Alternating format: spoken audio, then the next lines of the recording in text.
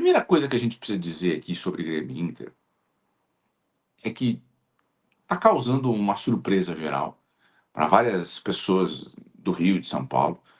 A temporada, não só do Inter, mas também do Grêmio. Não só do Grêmio, mas também do Inter. Porque às vezes um tá bem, o outro tá mal. Agora em 2025 os dois estão mal.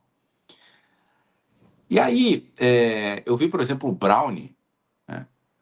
O Brownie fez um vídeo nas redes sociais dele em que ele fala, ele inclusive usa uma expressão camisada, né, que é a camisa pesada. Ele diz, pô, o Inter ganhou uma Libertadores na base da camisa, que é 2010. O time não era bom. O Grêmio Olímpico tinha times limitados e muitas vezes fazia a frente. O vídeo do Brownie está nas redes sociais dele. E ele se pergunta no vídeo dele, o que aconteceu com a dupla Grenal?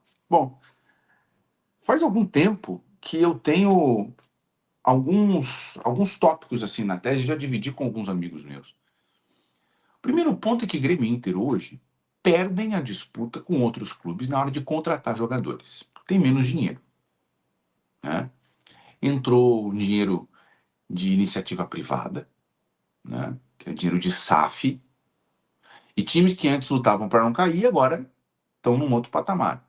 Bahia, Botafogo, né? Esses times eles subiram na hierarquia. Eles têm mais dinheiro, eles contratam jogadores melhores.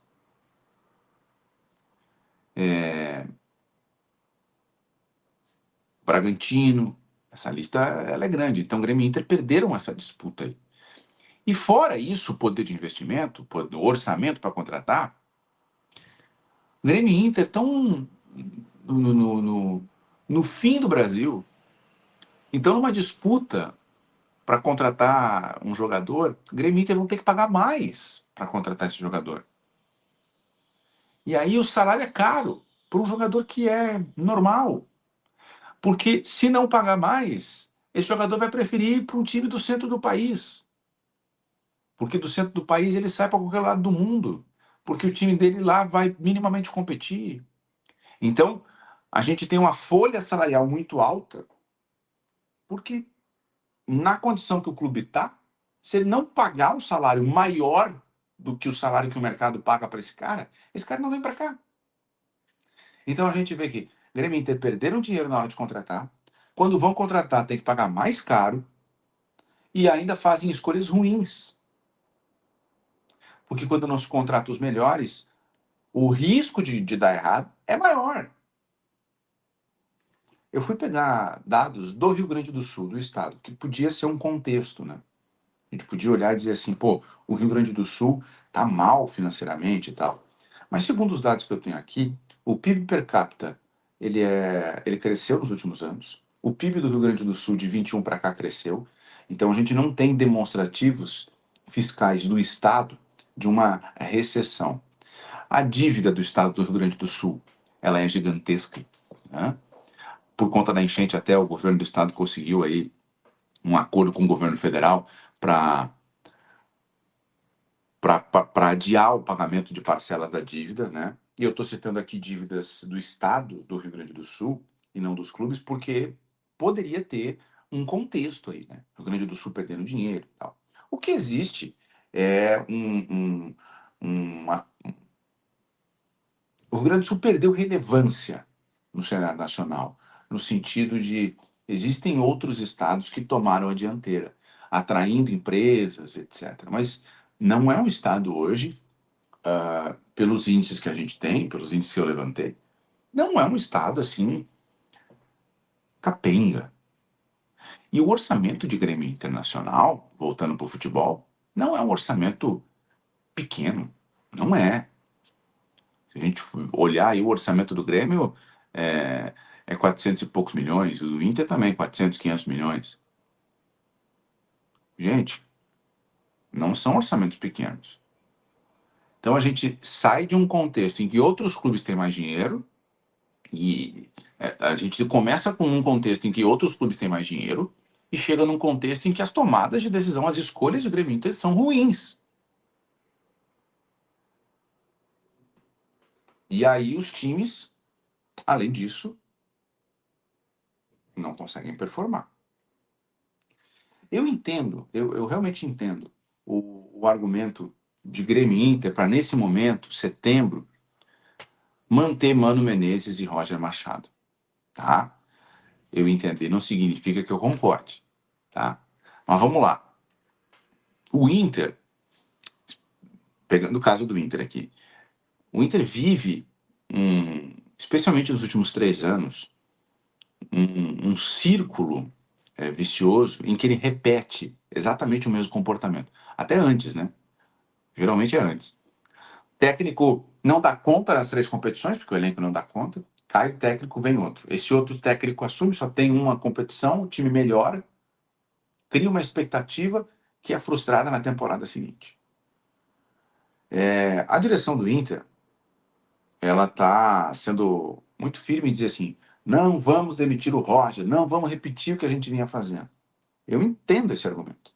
Eu entendo de tentar fazer diferente. Só que ele esbarra em tomar 4 gols no primeiro tempo.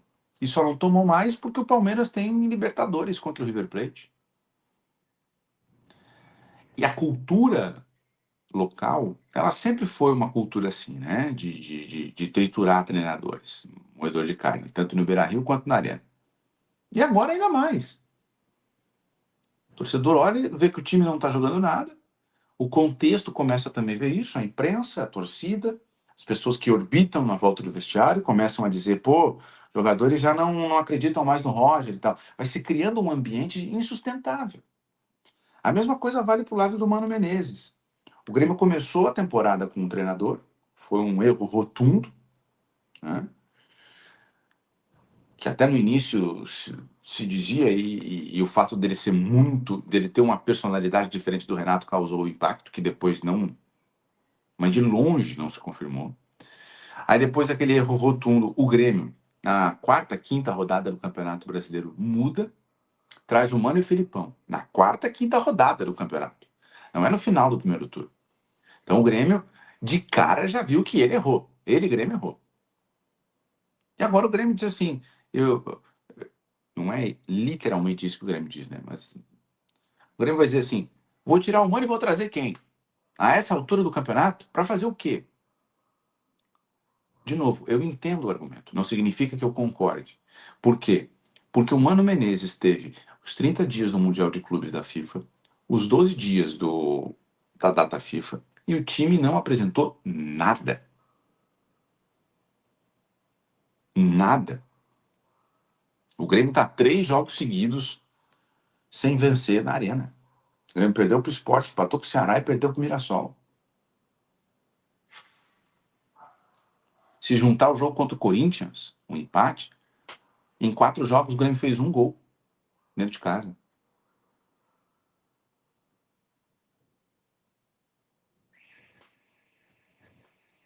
E é nesse contexto que tem uma semana Grenal. É nesse contexto que vem o último clássico do ano. O Grenal 448, é isso, né? Dia 21 de setembro. Ainda é muito emblemático, né? Na Semana Farroupilha, na semana que tem toda a simbologia pro Rio Grande do Sul, o 20 de setembro, onde se celebra os valores, a Revolução Farroupilha, a tentativa de se separar, né?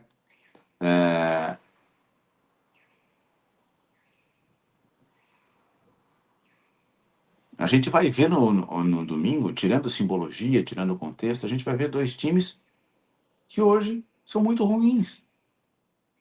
A gente vai ver na beira do gramado 2 técnicos que no final de semana passado, agora, deram entrevistas com malabarismo nas palavras. Tanto o Mano quanto o Roger. A gente vai ver em campo jogadores que estão sem confiança, ideias táticas que não se confirmam, né? O Inter dispensou 11 jogadores, liberou 11 jogadores. O Grêmio contratou 8 na última janela. 8! 8 na janela do meio do ano. E a esperança do Grêmio, em setembro, quase outubro, é que os reforços contratados transformem esse time. O novo Grêmio está sendo construído em outubro. A temporada termina na primeira quinzena de dezembro.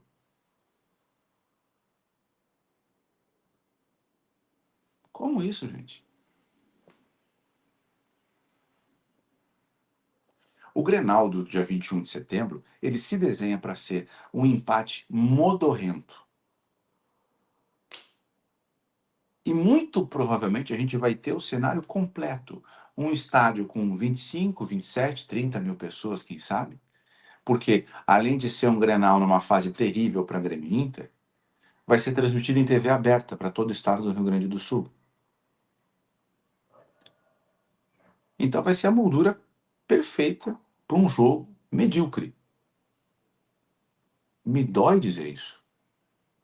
Mas hoje o cenário aponta para um Grenal medíocre.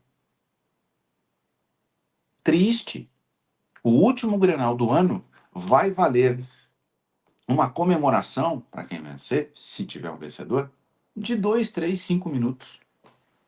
O lado que venceu vai tirar onda do lado que perdeu por 5 minutos, porque ele vai lembrar que vencer o Grenal não muda nada. O time dele, se vencer, vai continuar sendo incapaz, vai continuar isso. Então, assim, é um Grenal que não vai transformar, não vai salvar o ano, não vai arrumar a casa, como diria a Ibsen Pinheiro. Não vai.